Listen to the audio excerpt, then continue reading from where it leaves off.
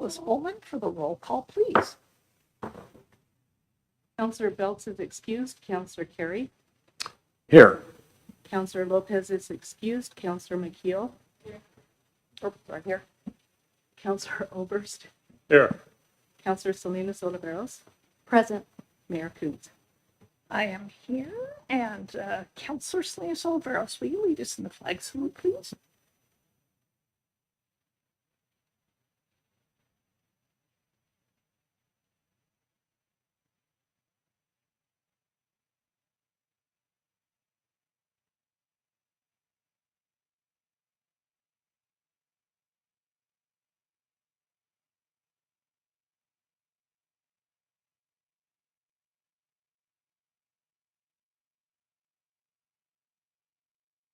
That brings us to the consent calendar, and we had a couple of meetings on June 18th and our work session on July 2nd. Both of those minutes were in the packets. So were there any additions or corrections? Seeing none, a motion.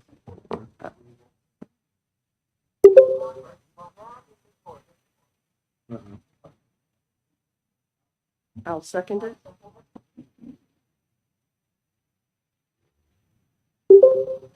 It's been moved by Councillor Oberst and seconded by Councillor McKeel to approve the consent calendar. All in favor, please signify by saying aye. Aye. Aye. Opposed. That brings us to our public comment section. We do have public comments this evening, and I would like to call to the table Steve Love. Steve, if you could come forward. If you press the microphone in the center, the red light will come on, and give us your residence and what you're here tonight about. Great. Thank you very much, Mayor and City Council. My name is Steve Love. I reside at 488 Zion Drive here in Monmouth. Been there for 23 years. I know, time flies. I'm here tonight on behalf of the Central School District. I served for 3 terms, 12 years on the school board. I was very involved in a lot of the facility planning, but one of the things that we didn't get accomplished was passing a bond. So now that I'm not on the board, the one thing I'm continuing to help with is the planning that goes on to ultimately pass a bond. There's been a lot of work done. Starting in 2020, there was a condition assessment that was done. Following that, there was a 10-year strategic plan that was done. And last fall, there was a bond development committee that was formed with community representatives. And at that time, it was decided or recommended to the board, and then the board decided to actually not pursue a bond because public polling indicated that there was just a general lack of awareness in the community about the condition of our schools. I think one of the reasons for that is when you drive down Monmouth Avenue and you see the high school, or you see Ash Creek, or you see Talmadge even, the schools look like they're in really good condition. But there are 2 elementary schools that are a little bit harder to see, and of course the district office down at Henry Hill. So we do have some aging facilities. In fact, Monmouth Elementary is an old California style school, and there's just growing concerns around the security and safety of that particular building. So at this point, where the district is at, they've asked a group of community members to work on community awareness. So I am actually leading a committee this summer where we're just out talking to various constituencies, showing up at different events and sharing the information around this. We're just trying to increase awareness of the growing needs in the district. And as you know, passing of bonds and when you do that it's a timing issue. When is the right time to pursue something like that? But to do something like community awareness ahead of time is just, a smart thing to do. So that's what we're focused on. So I've brought with me tonight some of the material that we're using. Hopefully you'll start to see some of this at various events around the community. This is emphasizing the safety of our kids, and then goes into some of the details around the work that I just mentioned. The QR code takes you to our website where all of the studies that I mentioned you can find. More importantly, there are a couple of videos that actually take you to the back of the house at MES and IES in particular. So we encourage you, and that's basically the message tonight, is to take some time to go and just look at the information that we have out there. It's actually pretty interesting. At this point, there's no specific bond effort. It's just community awareness. And along those lines, on Friday at 1 o'clock, there's a tour of Monmouth Elementary School. We're just inviting as many community members to come and see the schools, see the back of the house, so to speak. Last week, we did that at IES, or Independence Elementary. And then the week after next, we'll do the same at Talmadge Middle School. So, yeah, that's what I wanted to share tonight. So appreciate your attention, and yeah, hopefully you'll see us around town at a number of different events. Great. Thank you very much, Steve. Quick question. Okay. On the QR code, when I go to the website, do you have the calendar of when you will have kind of the openings of schools we can go and see? Yes, I What they look believe like. so. I haven't looked at it in the last week, but I believe we updated that. Yeah. And if not, there is an information form and the contact information you can always email. But we'll probably do more of the tours as well. So, there's only so many people we're able to reach to get people out to the schools. And we know that those tours are important. So there'll be more to come. Okay, thank you very much. Great. Thank you. And Jason Ridgway.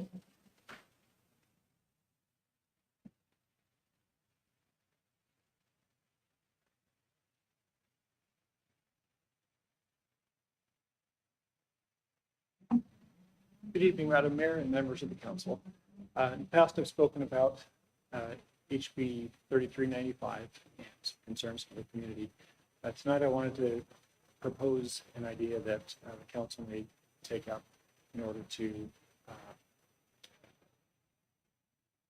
counter the proposed shelters that might be offered in the community.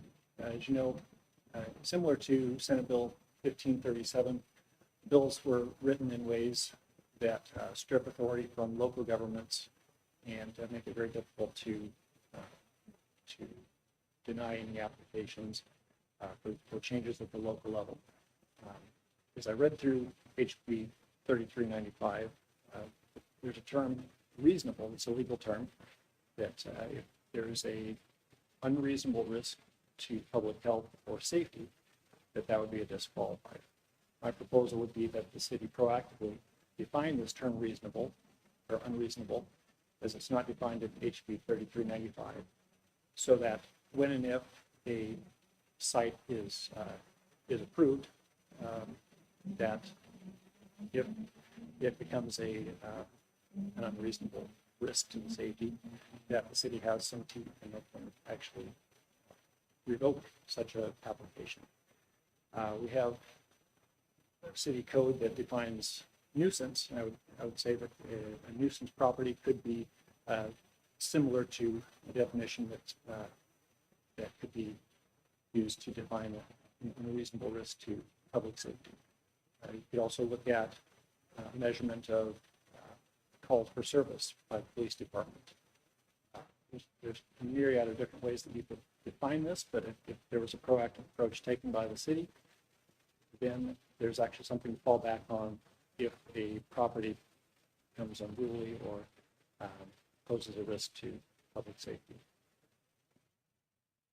It was nice to hear last night that there were no pending applications that have been received, but now would be a great time to take action to plan for a future proposal that's approved.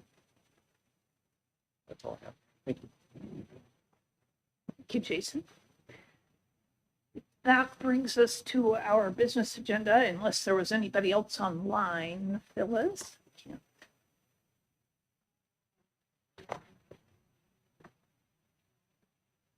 Don't see any chats, so we'll move forward. And first item tonight is our lovely Arts and Culture Commission Chair, Susan Farley, to talk to us a little bit again about what all they're doing, which it's been a year.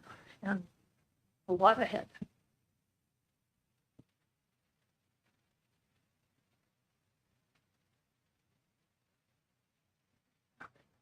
Okay, all right. Good evening, Mayor and City Council. Yeah, it's been quite a year. Earlier this year, the Arts and Culture Commission updated the 5-year plan and goals and submitted them to the council for review, and it was approved. That was the beginning of what we were needed to accomplish. And then in March, we began to explore how to write a public art guidebook with policies and procedures on the definition of what is public art and what is the responsibility of the Arts and Culture Commission, and how are we going to address these issues such as acquisition of art, the budget, a policy for art that's loaned and or donated, the insurance and the maintenance and the safety, how we de-assess art, in other words, art that needs to be refreshed or is deteriorating and needs to be removed from the collection. And so after doing all this research, we decided to use the best information we could find from Golden, Colorado, who had a public art handbook.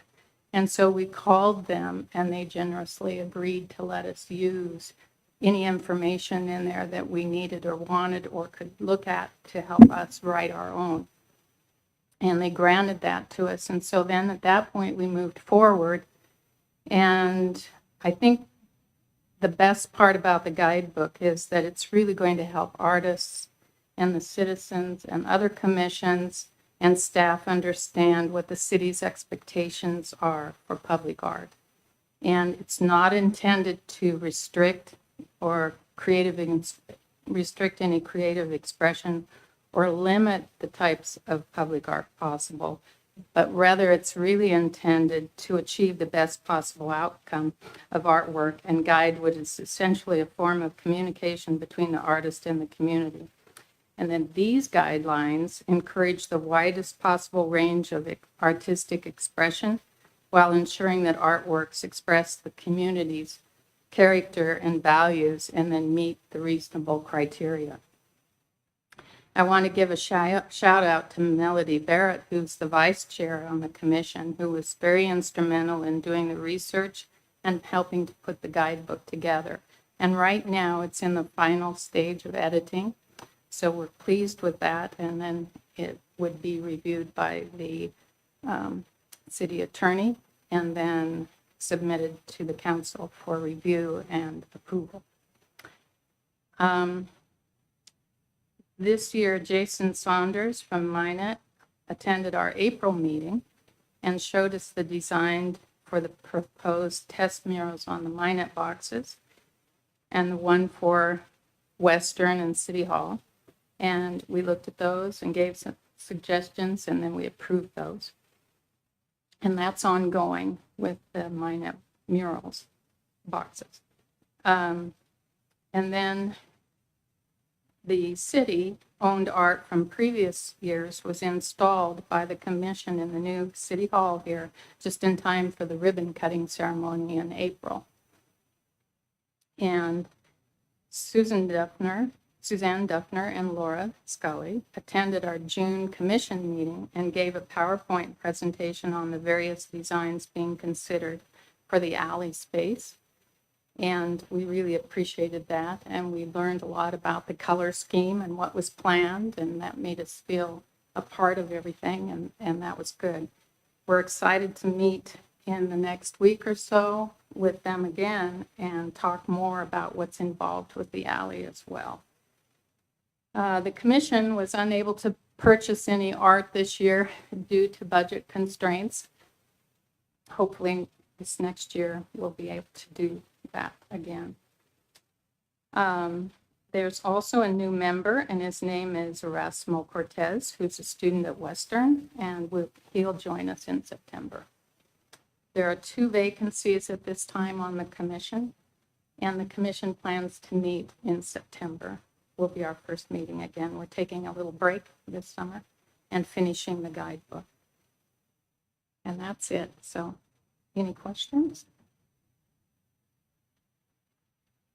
I just want to say really good work. The commission has worked really hard to get to this point, and I really appreciate everything that they're doing and contributing. So it's really valuable, and I appreciate all your work. Thank you for being here. And I will second that. Counselor Ober? So I have a little bit of inside information because my wife is a member of the commission. I'd just like to comment on how you all have kind of taken your charter that was really not necessarily being followed and paid attention to by city government as a whole. And you all have really taken that charter and tried to apply it and brought our efforts around public art into a more singular focus of how do we go about doing this. And I appreciate that, you took the time to step back and look at what were you charged with doing and what were you actually doing and what things were you supposed to do that you weren't doing and so on. And you've raised the game around public art environment. Thank you. All right. Thank you so much for coming down, Susan, and thanks to the committee. And 2 vacancies, did y'all hear that? So we have some recruiting work to do. At this time, we will, I would like to open a public hearing to consider a supplemental budget. We will start with the staff report from Finance Director Susie Marston. Thank you, Mayor. Good evening, councilors. I'm here to present resolution number 1995, a supplemental budget for the gas fund. As you recall, last month I shared that in the gas fund we budgeted $100,000 for the purchase of a fuel tank, and the quote came back higher than that. So on June 18th, the council approved a change in the ARPA spending plan to redirect $100,000 we had going to source water development projects to purchase or help cover the extra for the gas fund. So this supplemental budget increases the revenue that we'll recognize in the gas revolving fund by $100,000 and appropriates that $100,000 to equipment purchases to cover the excess for the gas tank. And this does change the gas fund by more than 10%, requires a public hearing, and proper notice was given in the Polk itemized. Oh, I always get that wrong. Itemizer. Yep, thank you. That concludes my report. All right. Any questions of Susie? And then at this time, we would take any public comment on the budget resolution and proposed supplemental budget. Phyllis, nobody for this one either, huh? All right. Then I will close the hearing and we can consider a motion or additional questions of Susie if you have. It's a matter of order. The question is, this is just formalizing what we had done on June 18th. It was a little unclear to me. I was like, got another, but so we're good with that. And then just in the resolution, there's a chart, and it's got ARPA federal grant for 100,000, 100,000, and then ultimately 200. And then total resources. Where do those other resources come from? Because normally on a total, you'd have 2 things added together.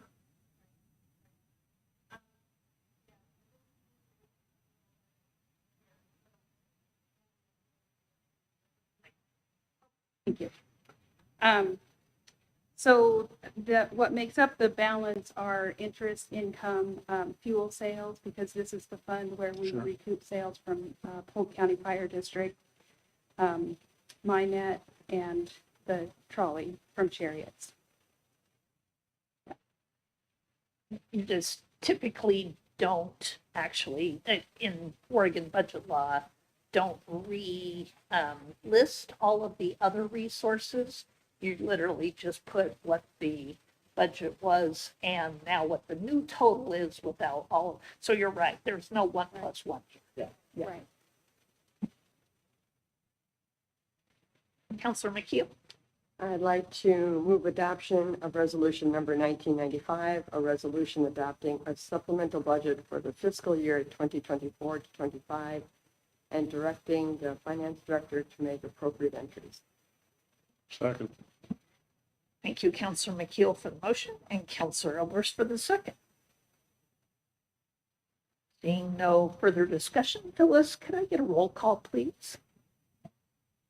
Counselor Carey, Aye. Yes. Aye. Yes.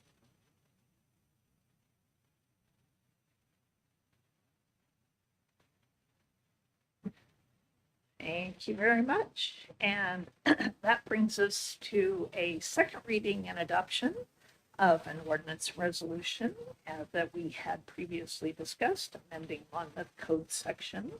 And Rochelle Roden will give this report.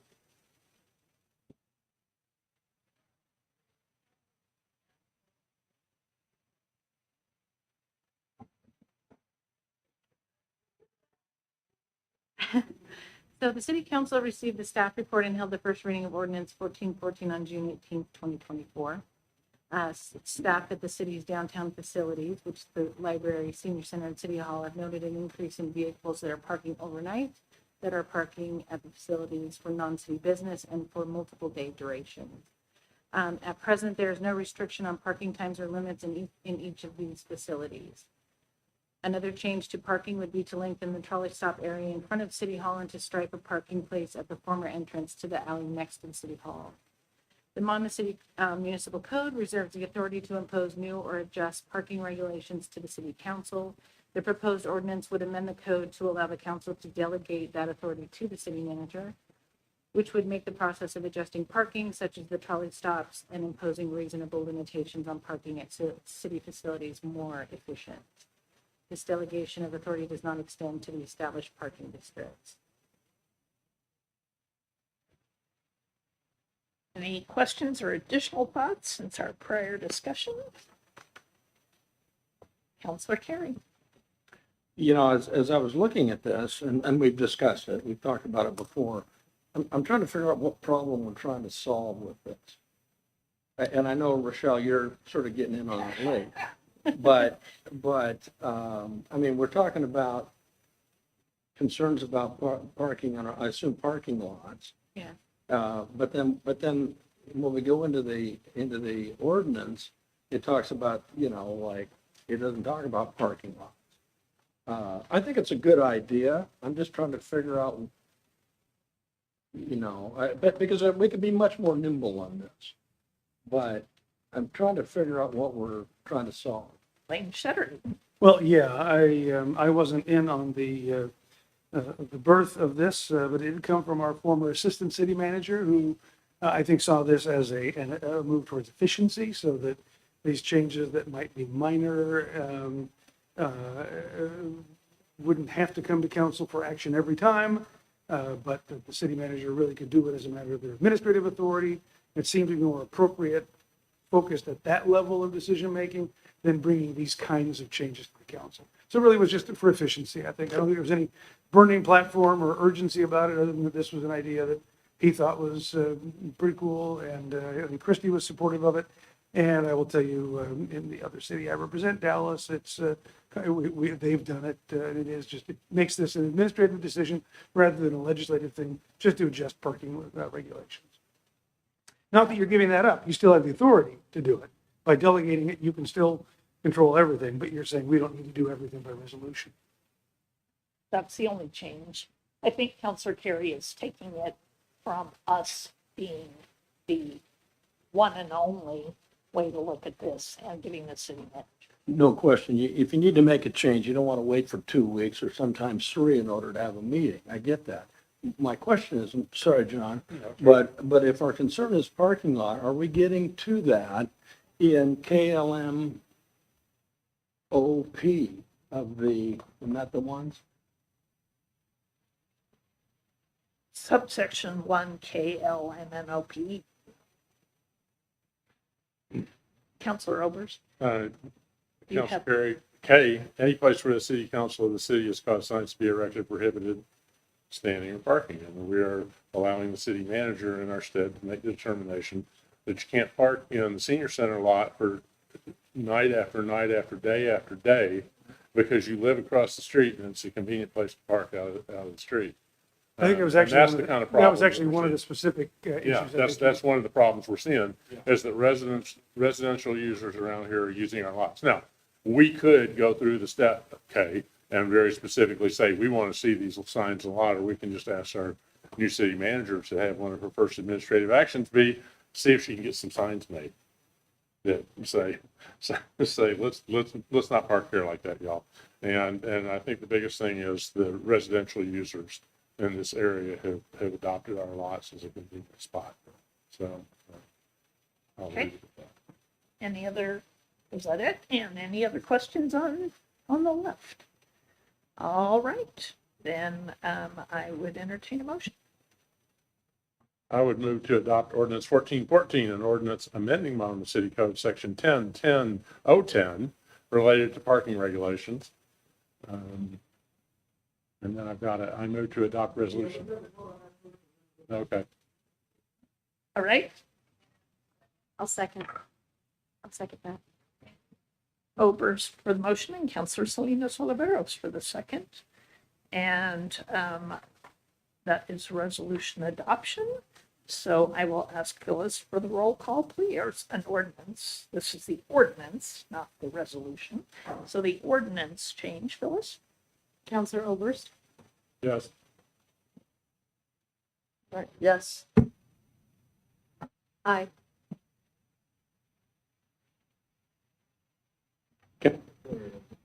yeah.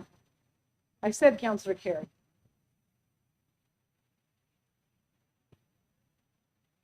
That's because if two of us have it on and a third tries to come on, it bumps people off, so.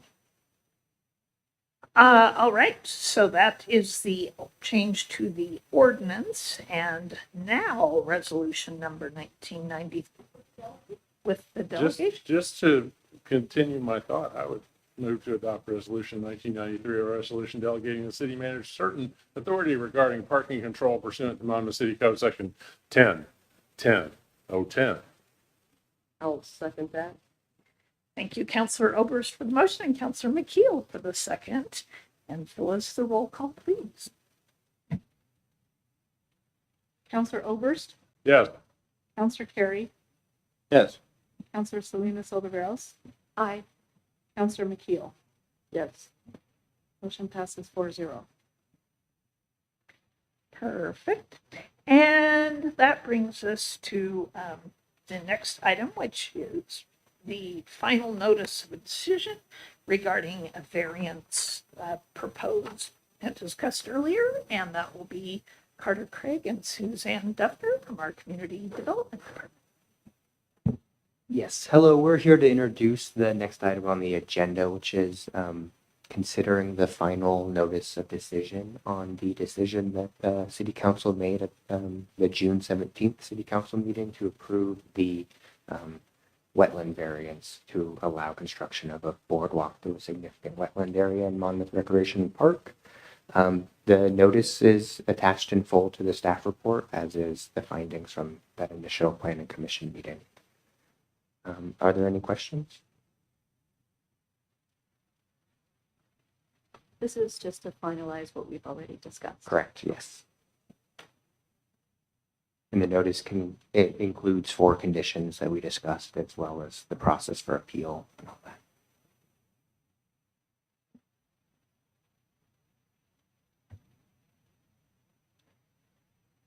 so I would like to move to approve the final notice of decision to approve variance 24-01. I'll second that. Thank you, Counselor McKeel for the motion and Counselor Salinas Oliveros for the second. Any further discussion come to mind? All in favor, please signify by saying aye. Aye. I, Not all at once. And, turn off each other's here, I microphones. know, you shut each other up. I can hear you, that's right. And seeing none opposed, that passes unanimously as well. Thank you very much. Madam Mayor, if I may, I apologize, I'm not mad. I am leaving. I have an early morning flight tomorrow out of Portland. I got a text from Alaska that it's going to be exceptionally busy and to be at the airport 2.5 hours before flight. So we're going up tonight to camp out across the street from the airport be there for a very early flight tomorrow. So I wish you all well, and I'll see you at the next meeting. Have a good trip. Thank you. And thank you for going to represent us at a national conference about uniform law, because that sounds so cool for a semi-retired guy. Okay. Thank you, Lane. That brings us to our work session. And this evening, our first item is to welcome our local Polk County Fire District Number 1 Chief, Ben Stange. We did hear from a concerned resident about Burn to Learn programs and asked our chief to come and talk to us a little bit more about the work that they do, because we were asked to consider banning that practice. We need to know more about it. Thank you, Madam Mayor, members of the council. I appreciate the opportunity. Before I start, I just want to acknowledge what a tough day this has been for you guys. Some incredible members of our community, big servants who you all I know have personal and professional relationships with. And I also just want to take an opportunity. When I came to work this morning, I heard feedback from our crew about how grateful they were of the incredible partnership that we have with your police officers on and off duty, who are so helpful in trying to do everything that was possible last night. But it's been a rough day, and I apologize for that. That said, I'm here to talk to you about Burn to Learn. So I want to talk kind of a little bit of length about what exactly this is, just so we all go in on the same page, give a little history of our Burn to Learns, what's happened in the past, acknowledge that, talk about what our process is and why we do it. So first to start, what a Burn to Learn is, if you're unfamiliar with it, it's where we intentionally set a structure on fire that we put firefighters inside of. There are obviously all kinds of safety guidelines. So when we go through this, this is something that we know is going to happen long in advance. In addition to the environmental paperwork that I'm going to talk about, we have all sorts of processes. We spend weeks preparing structures, everything from repairing it in some cases so that floors that might be soft in places are repaired. We get rid of trip hazards. We even get rid of brush that might be near a window, not because we're worried about it burning, but because that window may need to be an egress for a firefighter. So we go through these, we spray paint walls with numbers and letters so that everybody knows what's going on. We do safety briefings, mandatory walkthroughs. We have the crew with an instructor, a dedicated safety officer, a backup crew to them, and then also a rapid intervention team on top of that. We have exterior safety officers, we have rehab, we have medical, we have this whole process. And everybody checks off for every single rotation. So it's something that we take extremely seriously, and I'll kind of talk about why that is a little bit later. Before I do, I want to talk about the last Burn to Learn that a neighbor of ours came and talked to you about and acknowledged. I've had several conversations with him over the years and have had really good conversations. He has always been a very appropriate person who expresses his view in a very professional way, and he and I have had good dialogue. It's an appropriate conversation to have. I will say just from my end, if you don't know me, I take environmental stuff very seriously. I think I'm probably the only fire chief in the state of Oregon to purchase a Toyota Prius for the fire station. We bought a used 2008 Toyota Prius from the Washington State Surplus. And I told everyone, if you are going to a conference or a training outside of our county, you are to drive the Prius. And myself included. So I will drive a baby blue Prius to the Chiefs conference and park between the four-wheel drive pickups. So it is not something that, we just say this has no place. This isn't important. We acknowledge the importance of it, as I know the city has it as one of its priorities. But in January of 2008, we had a Burn to Learn on Broad Street. One of the issues that came up, we used a process that we thought was working. It included sign-offs regarding some of you were here for this, regarding the demolition as well as abatement. And not only would the property owner sign off on it, but also there was a spot for the building official to sign off. And we thought having the property owner sign off on it, not understanding that that person had misrepresented themselves, we kind of had a backstop, and that was the building official. Well, the building official interpreted this document to sign it was to indicate, yes, they will need this, not yes, they have achieved this. That was an error on our part. We considered ourselves not really the custodian of the record. We should have, and we should have been more involved. So subsequent to that, the DEQ came in, looked at the structure, did a lot of incredible testing, and found that there was some linoleum flooring in the back bedroom, the back bathroom of this residence that still contains some asbestos. Obviously, that is not something you want to hear, not only for the community and the atmosphere, but as a fire chief who just put dozens and dozens of our firefighters in close proximity to this material, they are exposed to toxins all the time as a part of what they do, but this was a preventable one, something that, you know, as a leader, you don't want to expose your people to. So that was a real sad time, tough time for myself and our district as a whole. A couple of positive things came out of it. One kind of small thing, but it was neat. So we did have a civil penalty levied against us. One thing that we learned was instead of just writing a check to the state, we could go track down the Lucky Mute Watershed Council and work on mitigation projects with them. So we funded 3 local mitigation projects for the Ash Creek Watershed Council rather than just paying the fine. The other really more important thing was we developed some very strong relationships with people at the DEQ.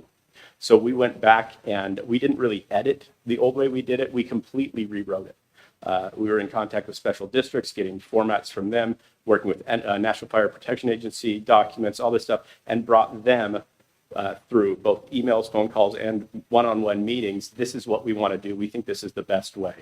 And we made a procedure that was good enough that they actually cut our civil penalty by 30% because they said, look, this is an honest effort, and we really truly believe that these people did not do it on purpose and will not have an error again.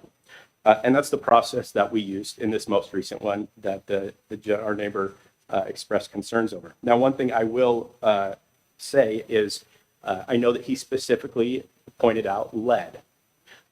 Lead abatement is not in the ORS as something that's required for residential, for live fire training in residential properties.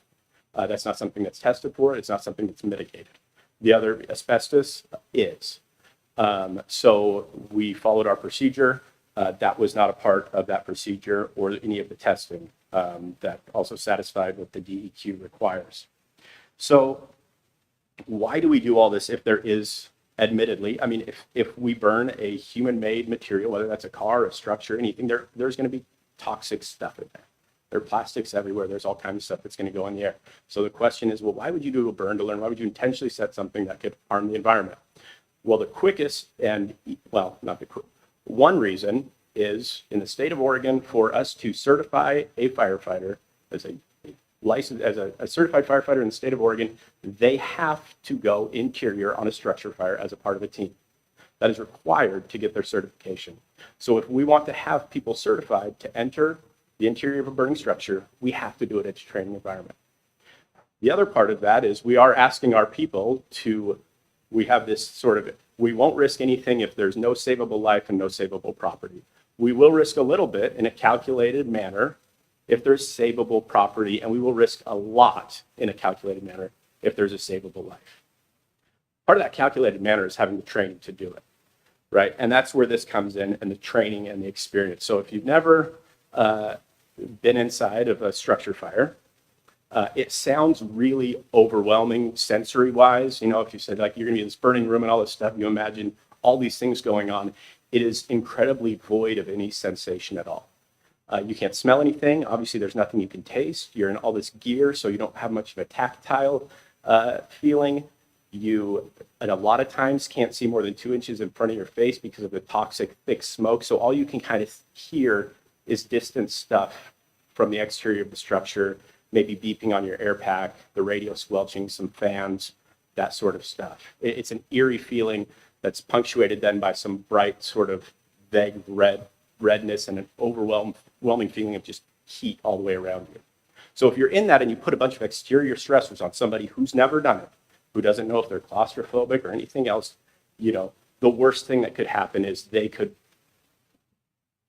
have an anxiety attack and begin to strip gear or something else, which would likely be near or fatal. And so we want to avoid that. So in our Burn to Learn, as I described sort of our safety procedure, what we're able to do with those is we're able to bring a new firefighter in and guide them in and say, okay, we're going to wait here. Now we're going to light it. I'm going to have my hand on your shoulder and we're going to watch this fire grow. And they watch the fire grow and they say, okay. And right as it's starting to scare the brand new firefighter a little bit because of how violent it can look, they let it go a little bit further and they say, okay, now punch it just a little here with this hose line, do it like this. And they knock it back. They say, okay, now we're going to let it go a little bit more. And they see it grow and they say, okay, let's watch this, black line of demarcation come down. And it's starting to get to our heads. We're not going to be able to see very well in a second. Okay, now it's coming down. Now watch, it's going to go back up. See how it's rolling over us? We don't want that to happen. So we're going to hit it. Now, after we hit it, I'm going to have my hand on your shoulder and you tell them that. And then when you hit it, you wait a second and then it's total blackness. And the firefighter can't see anything. They say, now it's not out yet. We're going to wait for it for just a second. But they explain all these stages of fire and the way that it's going to interact and water is going to interact and where you want the fire to go and all this stuff so that they can do it in a way that they're confident and they're safe. So that's why it is so important for us to do it. Now, obviously, there's a spectrum, right? So we have on one hand the environmental concerns that are valid, that it does release toxins. I would argue, obviously, if we didn't have interior firefighters, we had a fire that was stopped in its unit down on Clay Street a couple months ago because we had people who went interior. We managed to put it out. We had a fire down on Fifth Street not long ago, a couple months ago, that we were able to go inside and put it out from the inside. I think it'd be more environmental damage on unmitigated structures to not be able to go in with trained or certified people to actually extinguish the fire in that building that hasn't been mitigated or anything. But you could also go too far the other way, right? And just say, well, let's just experiment with burning buildings. Let's just try it. We don't know how much value there's been. So we looked back in preparation for this, and since that incident in 2018, we have received offers to burn 13 structures. And this is the first one that we have burned. And there are two reasons for that. One, the first thing the structure has to be for us to consider it is safe. If it's not safe for us to burn, we obviously won't do it. But that's not the reason that we don't burn most of these. The second one is we will not burn a structure unless there is a significant training opportunity there. So for example, if we have a structure and somebody says, hey, I have this old dilapidated house, come take a look. And we say, well, the back half of this house is unsafe, so we can't go in that. There's a front large room and a closet there. Well, a front large room and a closet there is not going to get us the rotations of the firefighters or the fire behavior that we need in order to make this valuable training. The reason we took this one after years of not taking other ones was because it was going to present a valuable training. And we had a recruit academy of 16 firefighters who we just swore in 2 weeks ago. And those 16 firefighters had an opportunity, along with 32 veteran firefighters helping them out, to actually get live fire training, be able to get that step in their certification, and be able to have that training and that comfort and that knowledge to be able to do that. So live fire training is a really important part of the progression of learning the firefighting trade, which is, again, why it's required by the state. But on top of that, I think it's important for the council, and part of the reason I was really wanted to come and speak to you, I want you to know that we don't just burn buildings to help property owners or to enjoy fire. We take it extremely seriously, and there is a lot of work. This is our training plan for the fire a couple weeks ago. And there's a lot that goes into it. We don't take it lightly, and we only do it when it is both safe and there's a significant training opportunity for our personnel. And I'm happy to take any questions if anyone.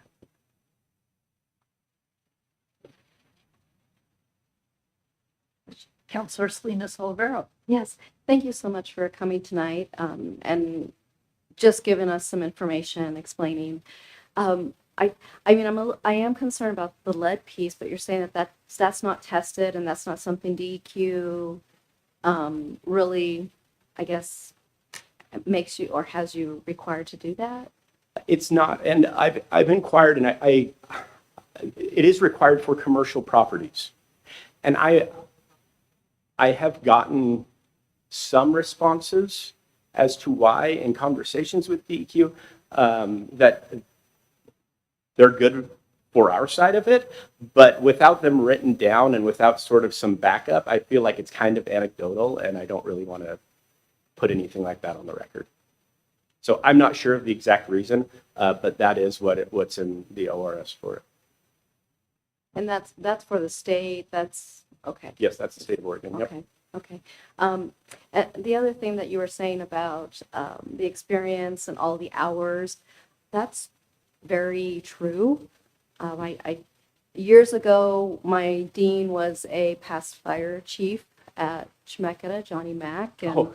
yeah, really good person, really great family. And he supported a career class that I taught. And part of it was, as instructors, we had to suit up and crawl in a claustrophobic, dark room that they have there on site and rappel off the building. And we had our students do, but we had the fire chief there, like really, right? And so, and we had students do that too, which I think is so valuable because we had students who were like, yes, I'm going to be a firefighter. And we had others who were like, oh, never in 1,000 years. So, thank you for describing that because the experience is really vital because a lot of things can go wrong and it's not comfortable situations to be in. So thanks for that explanation. Thank you. I also want to thank you for coming today. This has been very helpful to understand the process you go through to make sure that we're burning safe buildings environmentally. I love the Prius thing too, so that's great. If we could though look at the lead, particularly if commercial properties have lead and we're just not doing it with burning homes, I think not in this situation, but in the past, I've seen where the federal government has not banned lead paint after everybody else in the world has banned lead paint. So if the commercial properties cannot have lead, I think it'd be great if we could not burn property that has lead paint if it's a home, just because it's not in the regulations. I think it'd be great if we still didn't do it. Counselor Obers? Chief, what's the typical age of the houses you're building or burning? What kind of? Yeah, that's a hard average. I don't remember actually, I could find it. In our Let me put it this age. way. Are any of them younger than, say, 1980? Or I would say likely. The ones that were offered are usually older than that, yes. Older than that. Yes. 73 or 74.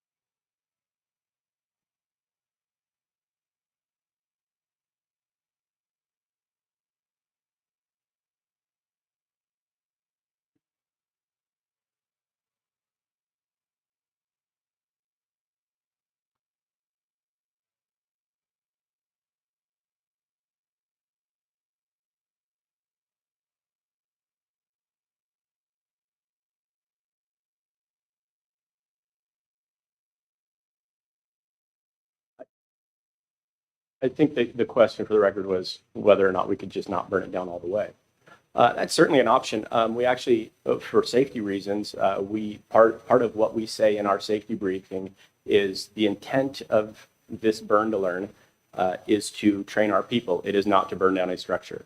If something comes up and it becomes too unsafe or something else happens and we need to stop, we will stop.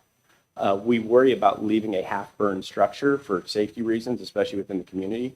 And also, usually by the time, for example, usually we have more rotations planned in than what we're able to actually do. So we reinforce corners of the house with sheetrock actually to try to contain some of the flames and whatnot. But usually by a certain number of lights, there will be fire that starts to penetrate void spaces within the house. And usually we're a little too ambitious with the number of sets we think we're going to get versus the number that we actually get. So we could try to do that, but usually we're pretty abusive to the home. Thank you. Yeah. Counselor McKeel again, and then Counselor Carey. Okay, I would just like a follow-up question then. If we do have to burn a lead building, a building that has lead paint, is your practice to let families know? So, because lead is really such a toxic thing for children in particular. Do we at least let the families know around them that this building has lead, it will burn, this is a poison, if we can't afford to get the lead out before we do the burn? We do canvass the neighborhood to let them know that there is a burn. With the lead, for example, though, because it's not tested, that's not something in the past that, since that hasn't been tested by, the property owner or any of the process, it's not something that's known for sure one way or the other in the past. So they are aware that the structure is burning, but in the past, because we haven't tested for it, that has not been a part of the notification. Can we add that test to that process? We can look into doing that. Yeah, I mean, because the test shouldn't be expensive. I can see the expense of the mitigation of the lead. However, at least if the parents didn't have their kids around when it was burning. Ben, thanks. Good report.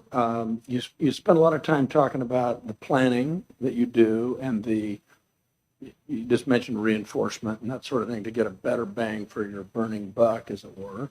And you talked about safety considerations, and now we've been talking about, the testing. What do you test for and who does it?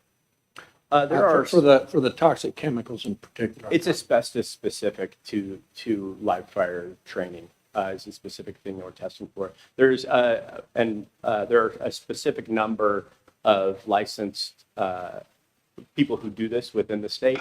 They're all on the same database. It all reports directly to DEQ. There's public access to all this. This is all stuff that I wish I would have known in 2018. But there are specific companies that do that contract for it. And that's the only thing you test for? That's the only live fire training requirement to be tested for in Oregon. Yes. Okay.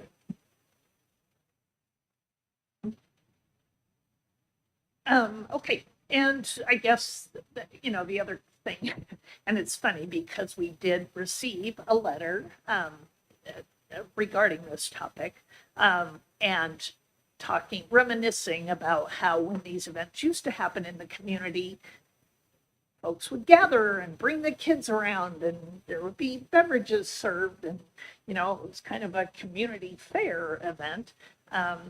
And I know that wasn't encouraged at all in this recent event. There was plenty of communication about what was happening. And I suppose, in a way, you might prefer people stay away from these events. So what we can all do then is make sure that part is clear, that this is a training event, this is not a spectator event, and that if we, in continuing these, we need to really make folks aware. I think you described to me a little bit more about how you canvass the neighborhood. Can you talk about what that effort was like? Yeah, so we send our crews out at least once or twice. We make contact with the people in the immediate area and then also have door hangers that we leave. We also, on the structure, make sure that we post information as well. I'm pretty confident that the information got out when I was doing some walkthroughs beforehand. I actually even had somebody stop by taking pictures, and she said, I heard that, she said, it's sad to see it go. I understand why, but, this was somebody who just understood that it was going to be coming down. But we communicate quite a bit. The structure, yeah, it's face-to-face contact. It's not mailers. It's written letters, and we don't just leave them on the door. We knock, and we usually go back at least a second time, if not a third, and try to have that one-on-one. Make sure if they have any concerns. We also have people who say, well, I'm going to be out of town. You can use my driveway, kind of stuff too. So, but it's one-on-one contact that we're having. It's not just a postcard going out to that area. Yeah, and I think even some kind of warning that, this is a dangerous situation, whether you specify lead or not, but there are potential dangers here. We really hope folks stay away from it. As far as the other concern we heard expressed about releasing pollutants into the air, I think we all know that could happen anyway with a derelict property, right? I mean, I think I also heard somebody say, well, thank goodness they're burning it instead of it coming down on its own at some point. So knowing that these kinds of properties are being in a controlled burn that's well planned for makes me feel a lot safer than that kind of structure just going on its own or intentionally so. And if you don't mind, Mayor, to that end, in this specific property, there were some materials with asbestos that did need to be mitigated before we could burn it. I just realized when a homeowner sells the property, they have to declare that they have lead paint. So that just could be like even a question like on the form, just like people selling their property. So and then the neighbors can be made aware easily. All right, any other questions? All right, thank you so much for taking your time this evening and giving us really this good information about this process. I do appreciate when you said you had 16 recruits for your academy. That's incredible. I mean, to know that in our local community we're getting that many people engaged in public service, certainly a tribute to you and your staff, but knowing that we have an opportunity to give them the best available training in our small town, I think is pretty impressive. So, thank you, Chief. And half female. I would like to second that. We have an amazing fire department, and I think your leadership is fantastic. So thank you.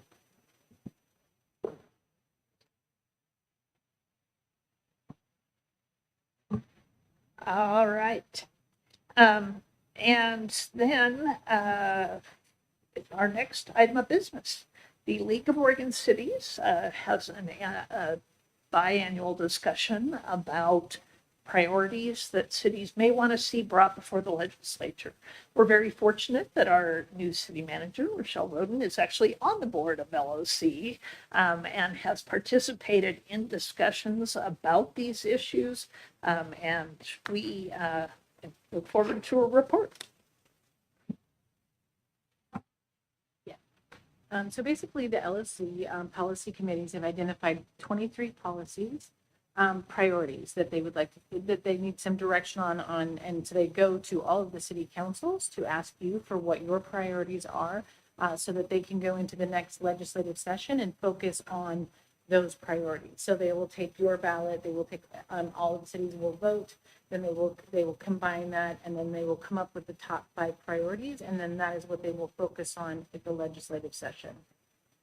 And so we just need the council to go through the list and determine what your top 5 priorities are.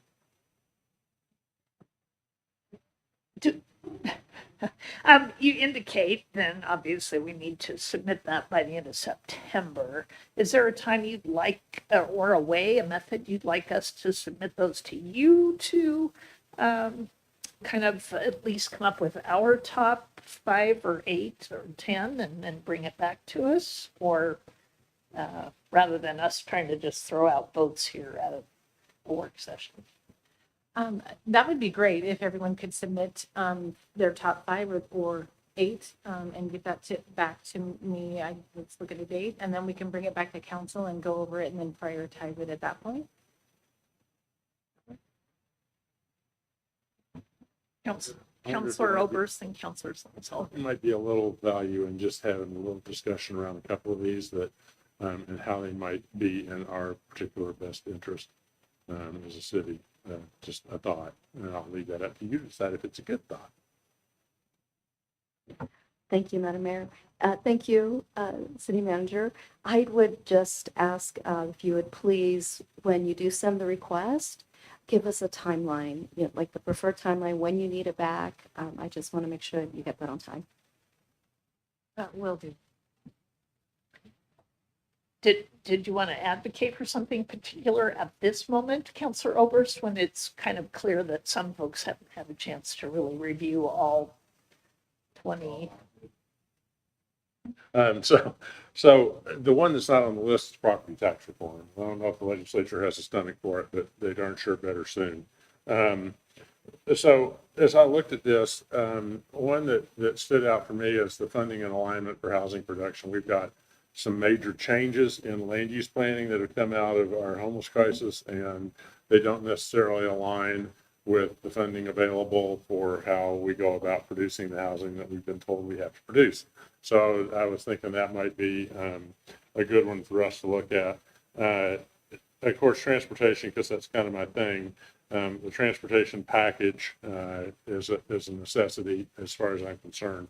And I love the idea of looking at money for both intercity and intracity transit. But the bigger one in the big picture, 10 years ago, the state ODOT was looking at asking all of us to pay a road user fee, basically based on the mileage we drove instead of a gas tax. Because then they saw the problem with things like, cheap Priuses, and that get, very, very high mileage and don't burn much gasoline and don't pay much gas tax, and electric vehicles that don't pay any gas tax. And we might even be moving to electric trucks that will weigh the same as the diesel powered ones, but won't pay any gas tax. And so, I think that's actually for the transportation in the state, a very high priority. And another one for us conceivably is the infrastructure funding, particularly around water. And how if in fact we wind up having a regional water plant, where's the money come from? Okay, So thank you. that's my list. Councillor Carey? Yeah, that's a good list there. One of the things that always comes up whenever we talk about homelessness, whenever we talk about a mass shooting, whenever we talk about something else, is mental health and behavioral health. So that's one that I would add to the list that you didn't have, because they're talking about workforce development and getting more people trained and all of that kind of, that's a good idea. One of the things that I would suggest and ask, and you may already be planning this, but I hope our staff is going to have a look at this and be able to provide some feedback on what would be most valuable to them. Shifting from the gas tax to the mileage tax plan, that's needed. I don't see that as a city deal.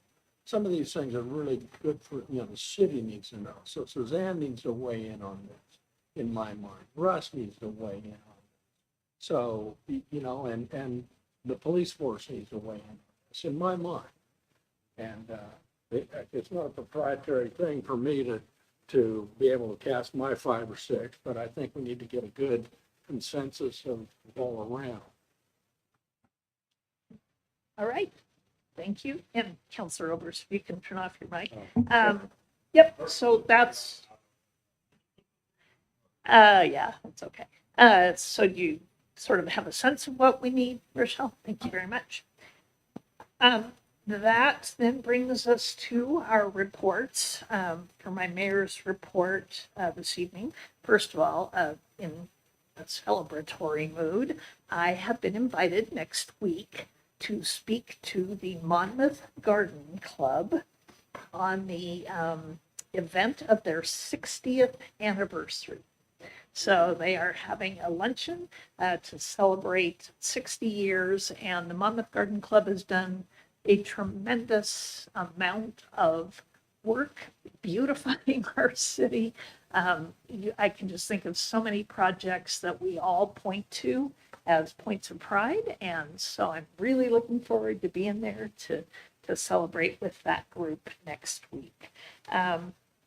And I also want to take an opportunity to thank our staff for the amazing work on the 4th of July.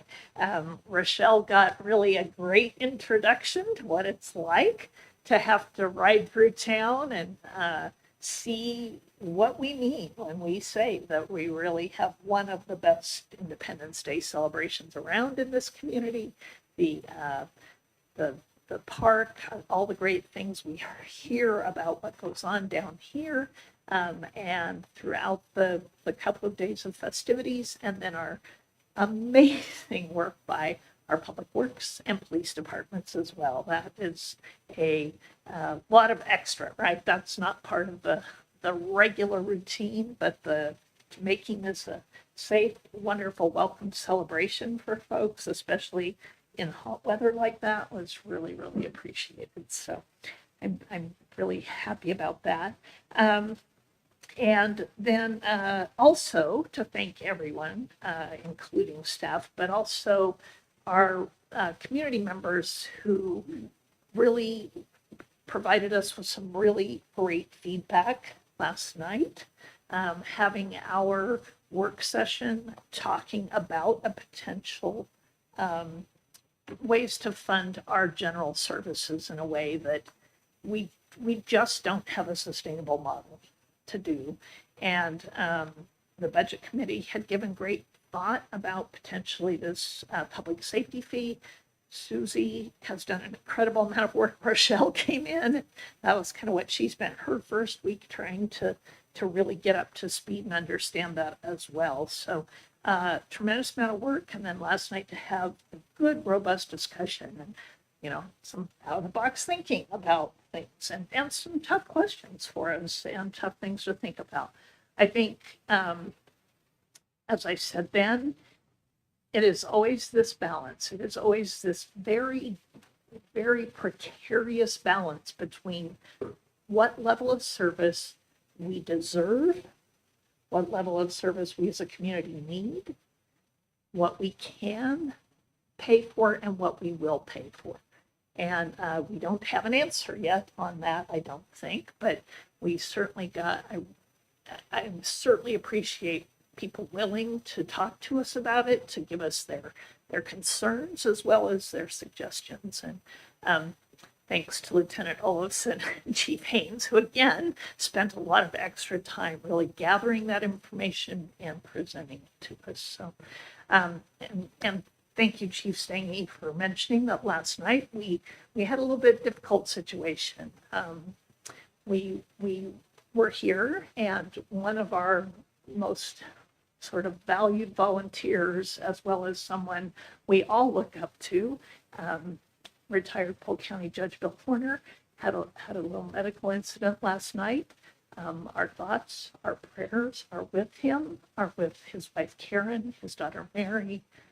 We know this is a difficult time as we are looking at someone who has given so much to this community, including serving in this seat as mayor, and was vigorously discussing the topic last night with us. So, thank you for that. And with that, reports from our boards and commissions.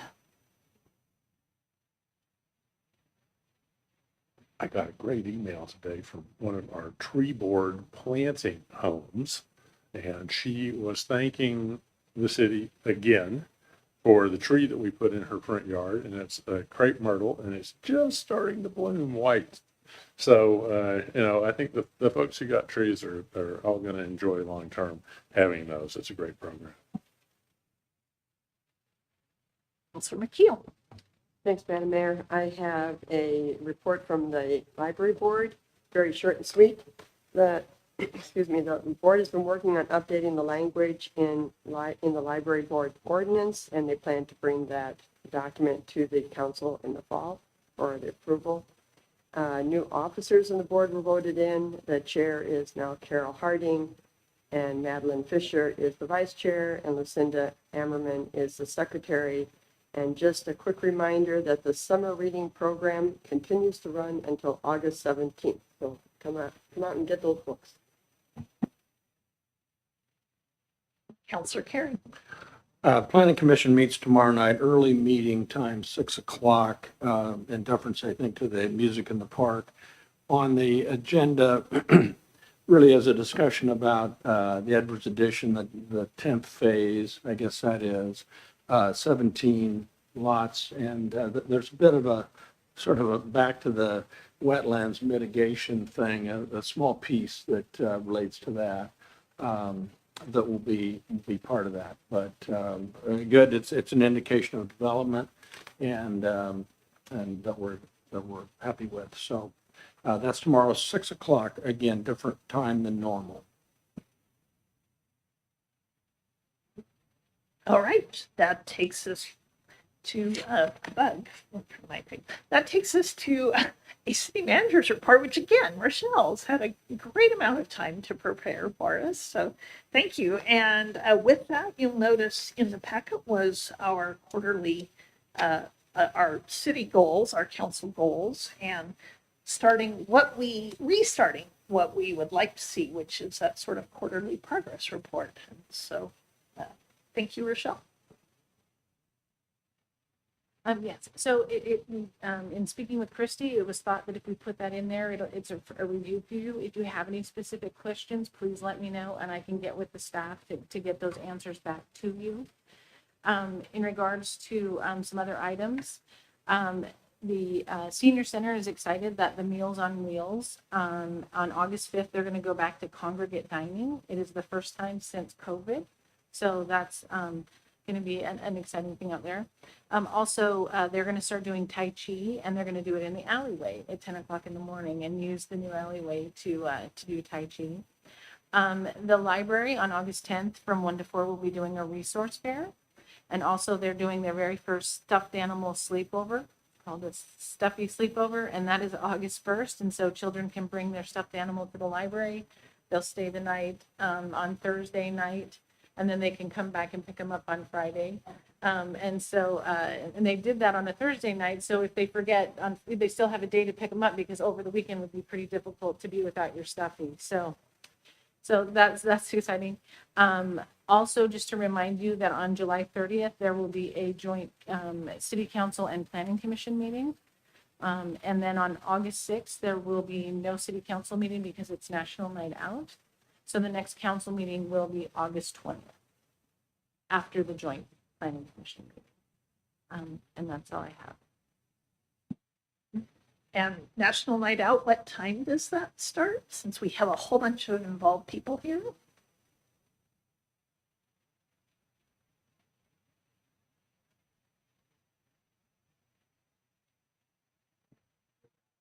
Come on, Staney, you guys are there too. What's the dealio?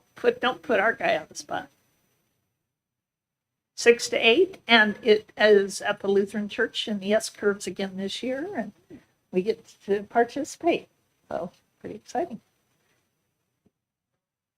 Just a quick, since Russ isn't here to remind us about this, the Transportation Systems Plan Open House, I have down as Tuesday, the 23rd at 5.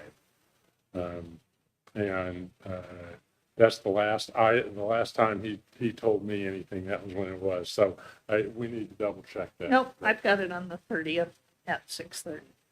Then it got moved on. Sorry, that's what I. So I'm glad you have the right time. That's the joint meeting, Mayor, please. That's after the transportation system plan update, I believe. The TSP joint meeting 6:37. That's Right, not, but the open house is prior. Oh, to the that. open house. yeah, the before open that. house is what I'm Oh, talking okay, about. Yeah, separate from the meeting. right. Oh, well, that's 2, 3 At what at time? 6. Oh, it's 6 Third instead of 5. Okay, 6 p.m. is- Sorry. Okay, and that's the open house, right? Right. Yeah, Okay. that's what I was trying to. I see. I Got see. So many things. All righty. And that brings us to council comments and announcements. Councilor Carey. Thank you, Madam Mayor. And members of the council, I think we all ought to be really happy about the position we're in with our public safety and public services staff. I concur with you, Madam Mayor, that we had a good session last night And couldn't be prouder of our two police officers that presented. And, nicely done on both your parts. I know both of you, it was shocking to me, but you pulled it off and you did a great job. But a couple things. There was some discussion last night about the CSO officer and, the reduced hours that we have right now and trying to get that back. So I'm going to juxtapose that conversation to a couple of conversations that I've had with residents that would really like to see our code enforcement officer step things up a bit. There's a number of properties in this town that are well below, I think, the standards of most of us in terms of just the general maintenance. I'm not sure, I haven't been in to review the codes, but if we could get a sort of a job description, what that person focuses on, so we would know what to expect. I think that would be helpful. And again, I'm getting it from more frequently now than I have in the past about, things that ought to be cleaned up a little bit. One of the things that we're talking about funding. How are we going to fund our services, whether it be it police or library or general services or whatever? And one of the things that I'd like to just put into the discussion, and whether this, Rochelle, it would be one for you or Susie, I don't know, but City of Eugene is considering tonight, I think, raising the frozen tax level in their urban renewal districts.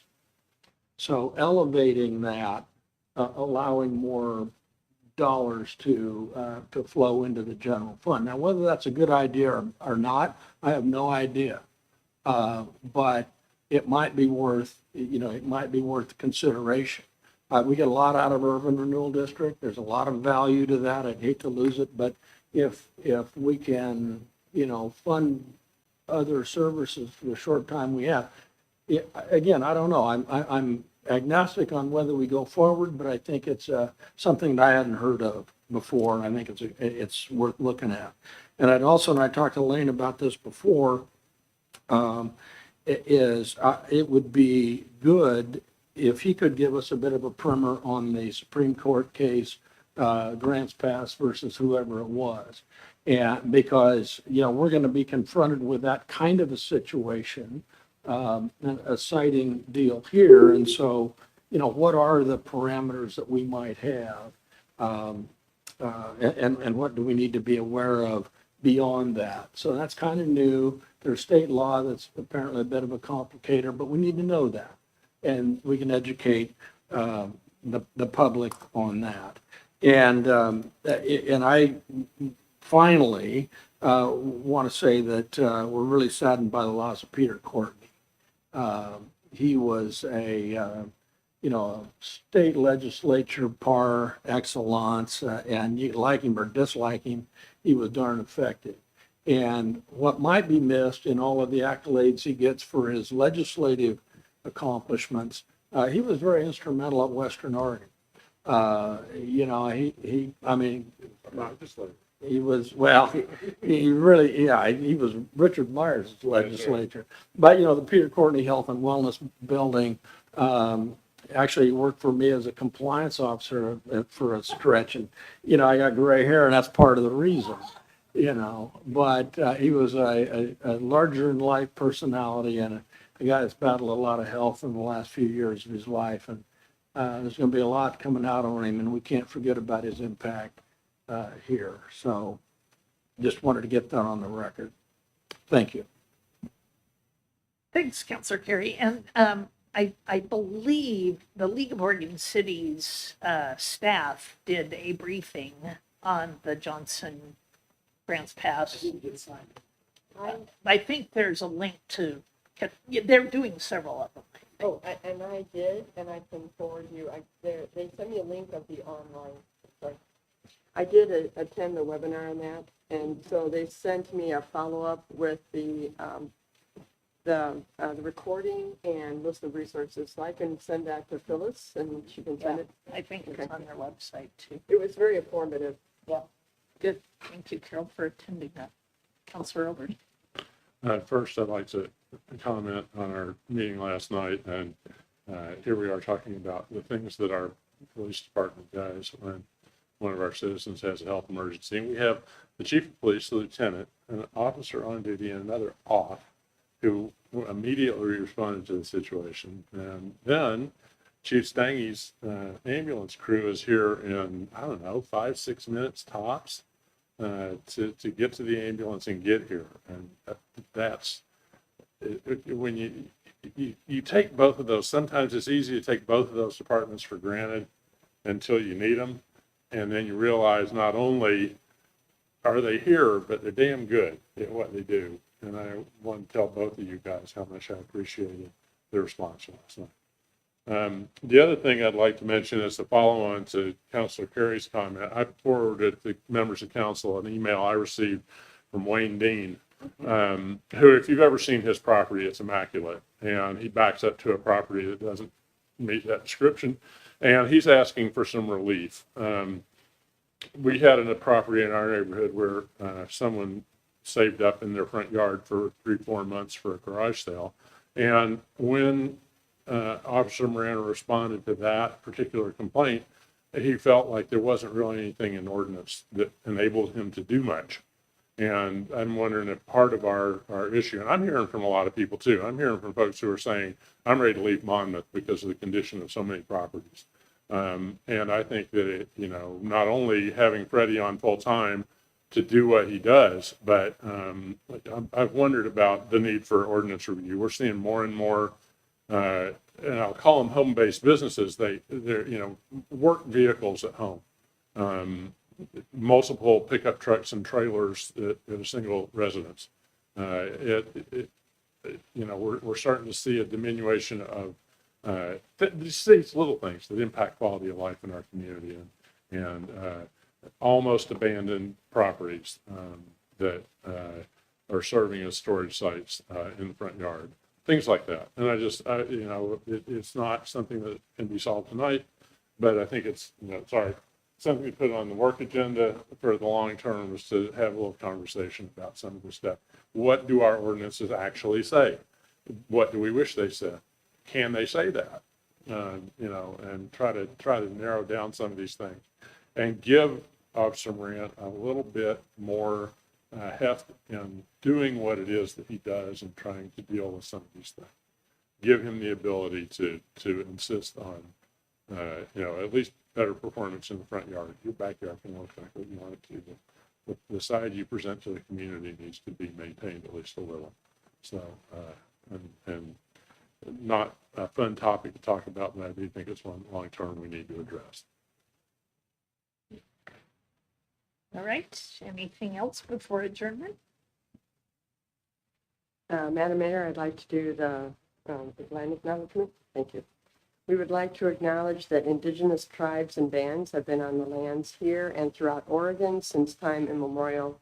It is not lost on us that the Willamette Treaty forcibly removed these peoples from their homelands in 1855 to 1856, the year that the city of Monmouth was founded. We recognize the pre-existing and continued sovereignty of the federally recognized tribes that are a vibrant part of this region today, the Confederated Tribes of Grand Ronde Community and the Confederated Tribes of Siletz Indians, and thank them for sharing their perspective on how we might care for one another and the land, and so it can take care of us. We commit to engaging in a respectful and successful partnership as stewards of these lands. Thank you. And the air, right? The land and the air, the lead and all of that. Do I hear a motion to adjourn? So moved. All in favor, please signify by saying aye. All right.